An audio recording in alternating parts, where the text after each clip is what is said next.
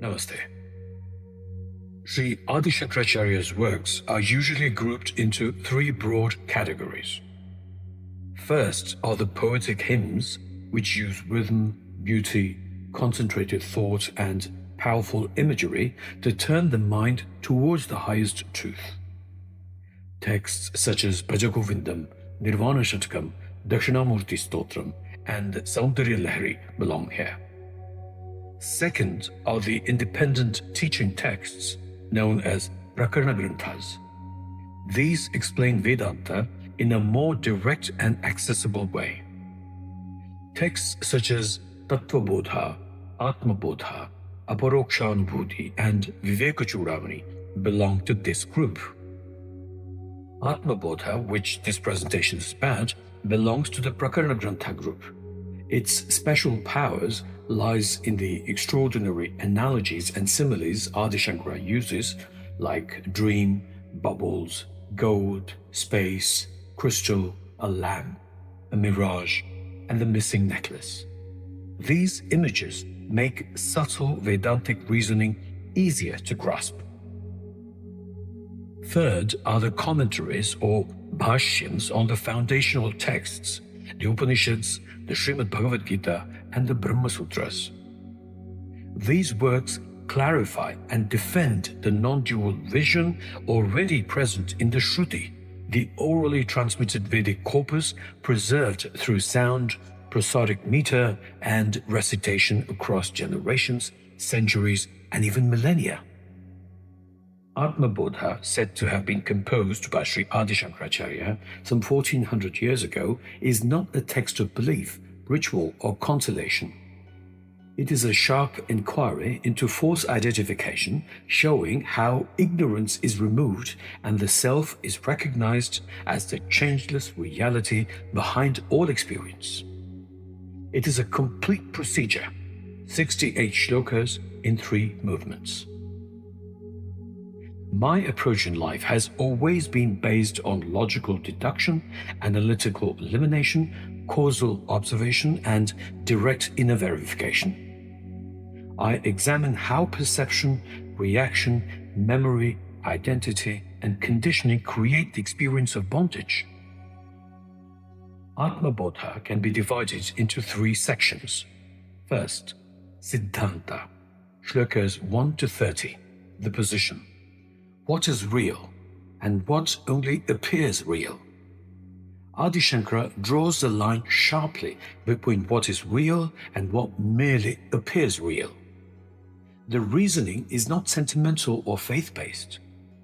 It is a process of clear examination, much like proving that the earth is round and not flat. You separate appearance from fact.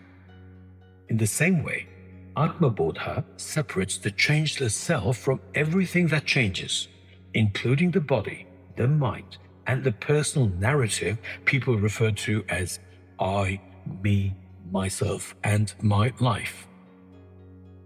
Second, Sadhana, shlokas 31 to 53.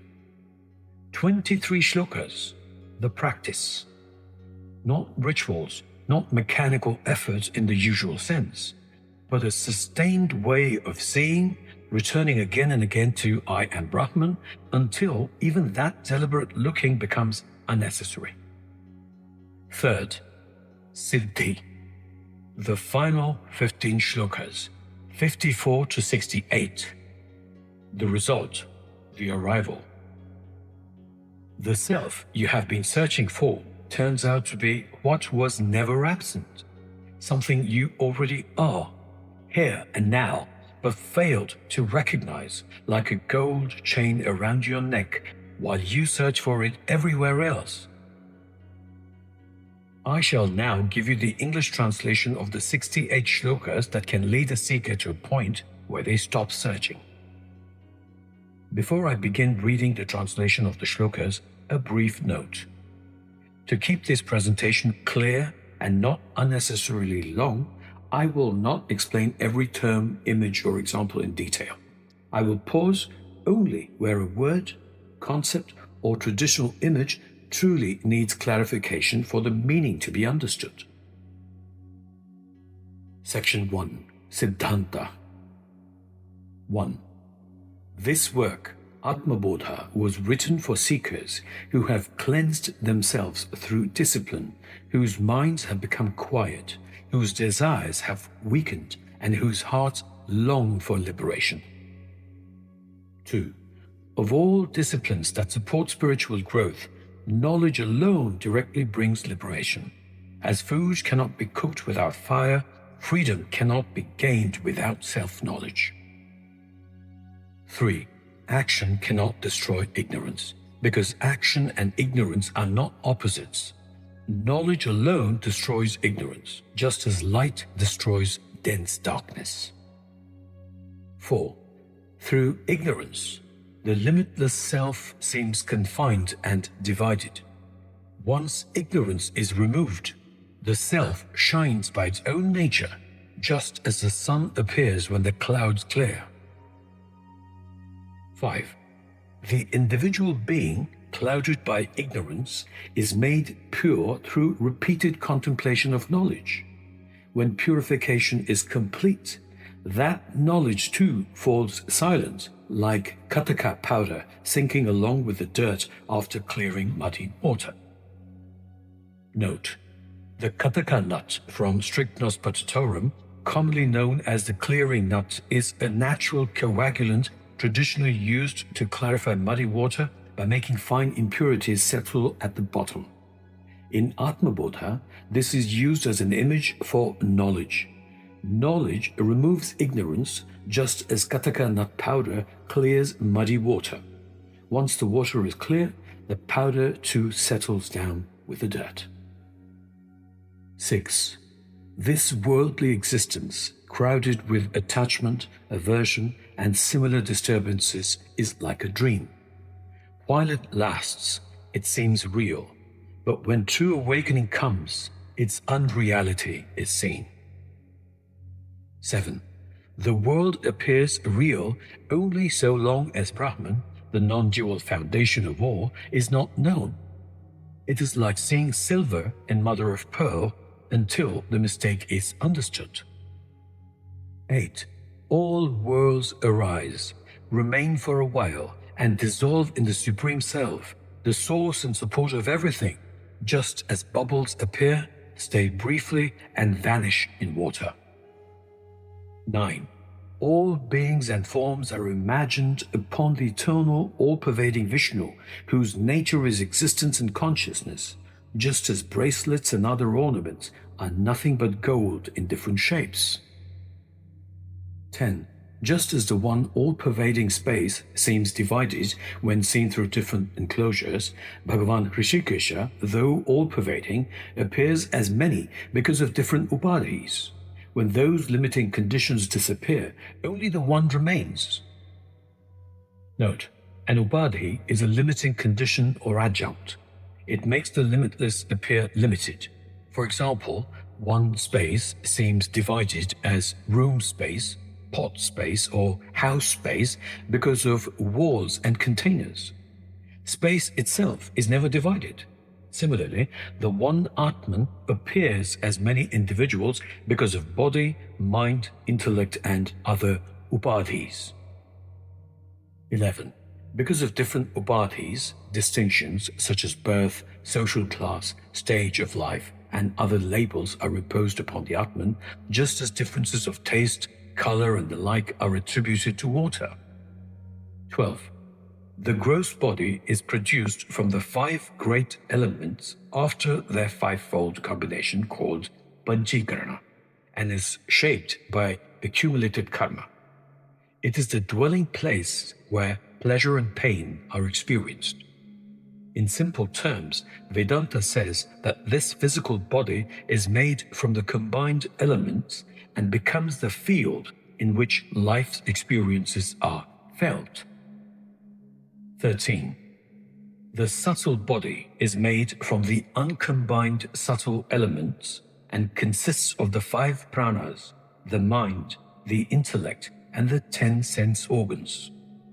It is the instrument through which experience takes place. Note: the 10 sense organs are not just the 5 senses as commonly understood. They are divided into two groups: 5 organs of knowledge and 5 organs of action. 5 organs of knowledge are hearing, touch, sight, taste, and smell. The 5 organs of action are speech, hands, feet, excretion, and reproduction. Together, they allow the individual to receive, respond, act, and experience the world. 14. Beginningless avidya, which cannot be adequately described, is called the causal upadhi. Know with certainty that the Atman is other than these 3 upadhis. The 3 upadhis are the 3 layers through which the limitless Atman appears as a limited individual. The sthula sharira is the gross body, the physical body made of the 5 gross elements. Through it, pleasure and pain are experienced. The sukshma sharira is the subtle body made of the 5 pranas, mind, intellect, and the 10 sense organs. Through it, thinking, feeling, knowing, acting, and experiencing take place. Third, the karana sharira is the causal body, the seed form of ignorance from which the sense of individuality continues. Because of these upadhis, labels such as birth, family, caste, status, education, wealth, stage of life, and social identity are superimposed on the Atman.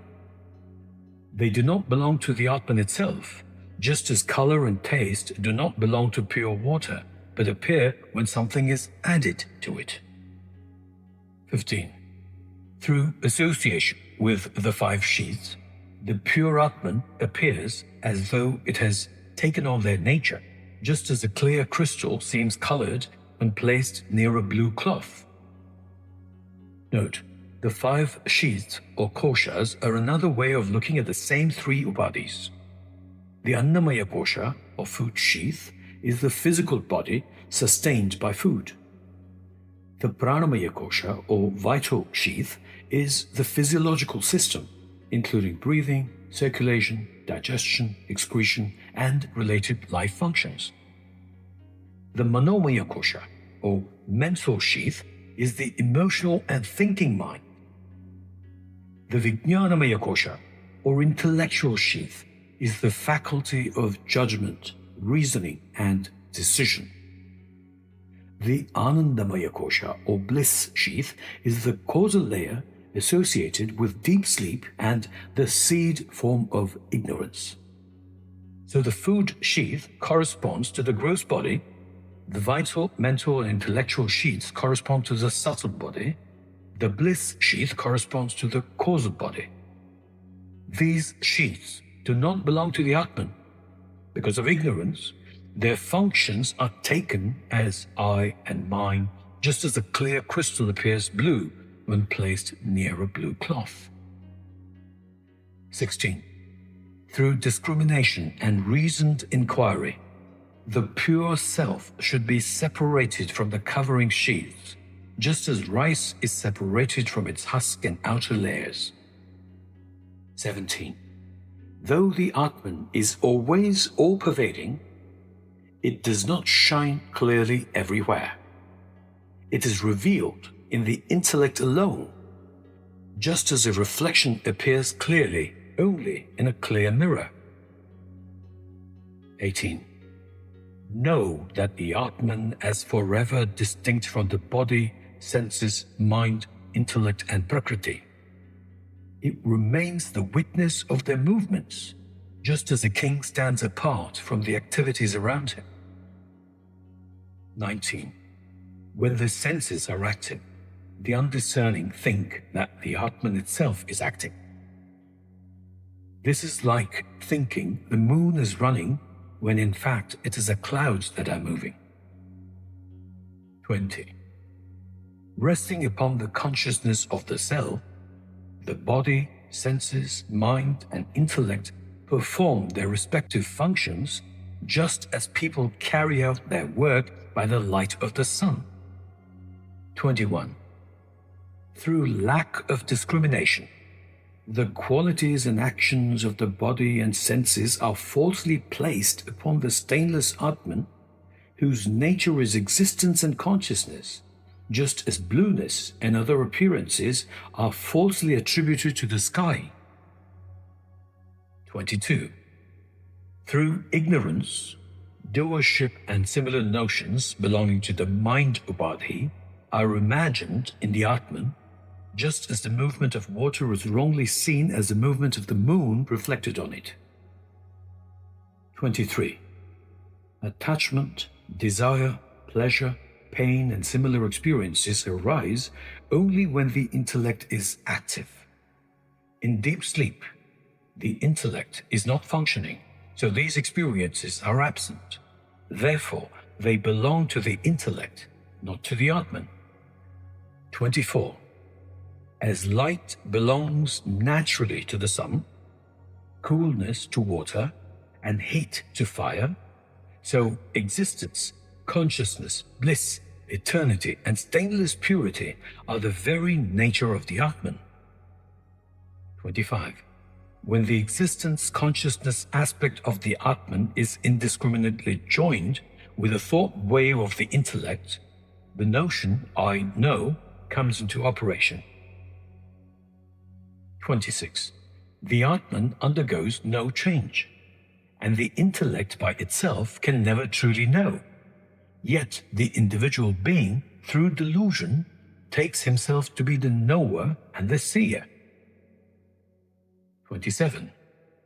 Just as one who mistakes a rope for a snake is seized by fear, one who mistakes the Atman for the individual being lives in fear. When one knows I am not the individual being, I am the Supreme Self, fear comes to an end. 28. The Atman alone illumines the intellect, the senses, and all their fields, just as a lamp illumines pots and other objects. Since they are inert, they cannot illumine the Atman. 29. The Atman is awareness itself. It needs no other knowledge to reveal it, just as a lit lamp needs no second lamp to make its own light visible. 30. By rejecting all upadhis through the scriptural declaration, not this, one should realize through the Mahavakyas or great statements of the Vedas the oneness of the individual self and the Supreme Self. Section 2. Sadhana. 31. The body and all that arises from ignorance are objects of perception and perish like bubbles. Through discrimination, know, I am not these, I am the pure Brahman. 32. Since I am other than the body, birth, aging, weakness, decay, and death do not belong to me. Since I am without sense organs, I have no real contact with sound and the other sense objects. 33. Since I am not the mind, sorrow, attachment, hatred, fear, and the like do not belong to me. The scriptures declare the self to be without prana, without mind, and pure. 34. I am without attributes, without action, eternal, free from alternatives, stainless, changeless, formless, ever liberated and pure. 35. Like space, I pervade everything, inside and outside. I am changeless, the same in all, ever complete, unattached, stainless and unmoving. 36. I am indeed that Supreme Brahman, eternal, pure, free, one indivisible bliss, non-dual, reality, knowledge, and infinite. 37. When the conviction, I am Brahman, is practiced without interruption, it removes ignorance and the disturbances born of ignorance, just as a potent medicine removes disease. 38. Seated in solitude, free from craving, with the senses mastered, one should contemplate the one infinite Atman with undivided attention. 39. The wise person should, through clear understanding, dissolve the entire field of perception into the Atman alone and constantly contemplate the one self as unstained, like pure space. 40. The knower of the Supreme gives up all identification with form, color, and every such limitation, and abides as the very nature of complete consciousness and bliss. 41. In the Supreme Atman, there is no division between the knower, knowledge, and the known. Being of the single nature of consciousness and bliss, it shines entirely by itself. 42. When meditation is steadily churned upon the Atman, as fire is brought forth from the Arani sticks, the flame of knowledge arises and burns away all the fuel of ignorance. Note: Arani sticks are traditional fire sticks used to produce fire by friction. One stick is placed below, and the other is churned against it until fire appears. In Atma Bodha, this becomes an image for meditation. When the mind repeatedly turns towards the Atman, the fire of knowledge arises and burns the fuel of ignorance. A similar fire-churning image is also found in the Amrita Bindu Upanishad. 43. Just as the glow of dawn first removes the thick darkness and then the sun appears by itself, knowledge first dispels ignorance and then the Atman shines forth of its own accord. 44. The Atman is always present, yet because of ignorance, it seems as though it has not been attained. When ignorance is destroyed, it appears as though newly gained, like an ornament already resting on one's own neck. 45. Through delusion, Brahman is taken to be the individual being, just as a wooden post in dim light may be mistaken for a person. When the true nature of the individual being is seen as the self, that mistaken individuality disappears. 46. From the direct recognition of the true nature of reality, knowledge arises at once and destroys the ignorance expressed as I and mine, just as correct understanding removes confusion about direction. 47. The yogi, endowed with clear realization, sees the entire universe in his own self, and through the eye of wisdom sees the one Atman as all. 48. This whole universe is the Atman alone. Nothing exists apart from the Atman, just as the pots and jars are nothing but clay in different forms. The wise one sees everything as his own self. 49. The liberated one, established in self-knowledge, gives up the qualities of the former upadhis and abides as existence, consciousness, and bliss, like the insect in the traditional wasp analogy, transformed through total absorption. Note, this is a traditional image, not a scientific statement about insects. The point is complete transformation through total absorption. 50. Having crossed the ocean of delusion and slain the demons of attachment, aversion, and the rest, the yogi, united with peace, shines as one who rejoices in the self. 51. Having given up attachment to the fleeting pleasures outside and fulfilled by the joy of the Atman, the one established in the self shines inwardly like a lamp placed inside a jar. 52.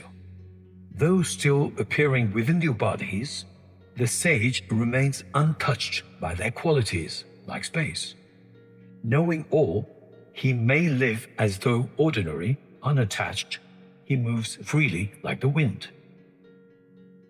53. When the upadhis dissolve, the sage enters the distinctionless, all-pervading Vishnu, just as water merges into water space into space, and light into light. Section 3. Siddhi, the arrival. 54. Know that to be Brahman, by gaining which there is no higher gain, by enjoying which there is no greater joy, and by knowing which there is no knowledge beyond it. 55.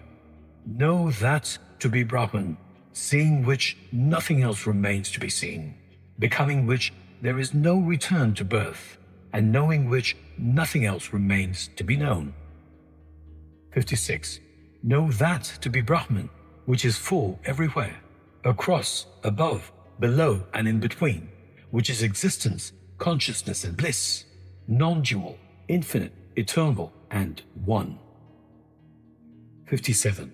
Know that to be Brahman, which Vedanta indicates through the removal of all that is not that, the non-dual, indivisible, one, unbroken bliss. 58. Brahma and the other deities, depending only on a small fraction of that unbroken bliss, experience bliss in different degrees according to their respective measure. Note, here Brahma and the deities are not being presented for worship. They stand for the highest possible levels of power, intelligence, and experience within the manifest universe. The point is simple. Even the greatest possible joy within creation is only a fraction of Brahman's unbroken bliss. Every form of happiness, from ordinary human pleasure to the highest cosmic experience, depends on that. 59. Every object is pervaded by Brahman, and every activity is carried on through Brahman. Therefore, Brahman is present in all, just as butter is present throughout milk. 60. Know that to be Brahman, which is neither subtle nor gross, neither short nor long, unborn, undecaying, and beyond form, quality, color, and name. 61. Know that to be Brahman, by whose light the sun and other shining bodies are illumined, yet which is not illumined by them, and by which all this appears. 62. Brahman shines by itself, pervades the whole universe within and without, and makes everything known, just as fire pervades a red-hot iron ball and makes it glow. 63. Brahman is distinct from the universe, yet nothing exists apart from Brahman. Whatever appears to be other than Brahman is unreal, like a mirage in the desert. Note, now this does not mean Brahman is sitting somewhere outside the universe. The point is subtler. The universe is not independent of Brahman. Names and forms come and go, but their underlying reality is Brahman. Just as the water seen in the mirage has no existence apart from the desert, whatever appears apart from Brahman has no independent reality. When the error is removed, nothing is found apart from Brahman. 64. Whatever is seen or heard cannot be other than Brahman. Through the knowledge of reality, all this is recognized as Brahman alone, non-dual existence, consciousness, and bliss. 65. The eye of wisdom sees the all-pervading Atman, whose nature is existence and consciousness. The eye clouded by ignorance does not see it, just as the blind do not see the radiant sun. 66. The individual being, freed from all impurities by the fire of knowledge kindled through hearing, reflection, and contemplation, shines by itself like gold purified by fire. 67. The Atman rises in the space of the heart as the sun of knowledge, removing the darkness of ignorance. It pervades all, supports all, shines by itself, and illumines everything. 68. Whoever renounces all outward activity and worships his own Atman, which is free from the limitations of time, place, and direction, which is present everywhere, which destroys the opposites of heat and cold, which is eternal bliss and stainless, becomes all-knowing, all-pervading, and attains immortality. Thus ends Atma Bodha, composed by the revered Sri Shankara Bhagavad-Pada, disciple of the worshipful teacher Govinda Bhagavad-Pada, the great Paramahamsa and wandering Acharya.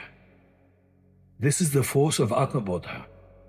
It does not give you a belief to hold, a ritual to perform, or a god to please.